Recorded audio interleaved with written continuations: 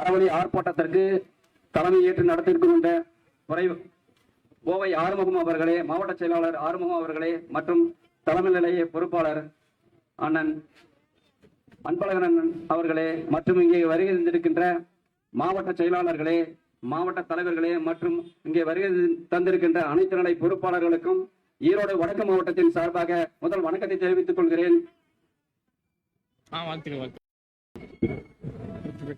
தமிழ்நாட்டை ஆண்ட தலைவர்களுக்கு ஒரு வேண்டுகோளாக கேட்கின்றோம்.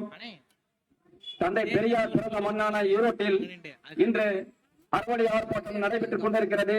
இந்த ஆர்ப்பாட்டத்திற்கு இடஒதுக்கீடு பிறந்த இடம் தமிழ்நாடு, சமூக நீதி பிறந்த இடம் தமிழ்நாடு என்று நாம் எல்லாம் கூறிக்கொண்டிருக்கிறோம்.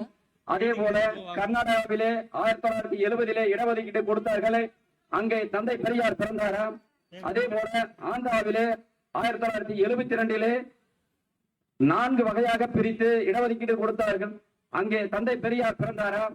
அதே போல கேரளாவிலே 10 வகையாக பிரித்து ஈழவர் என்ற ஜாதிக்கு 7%, வன்னியர் போன்ற ஒரு ஜாதிக்கு 7% இடஒதுக்கீடு கொடுத்தார்களே, அங்கே தந்தை பெரியார் பிறந்தாராம்.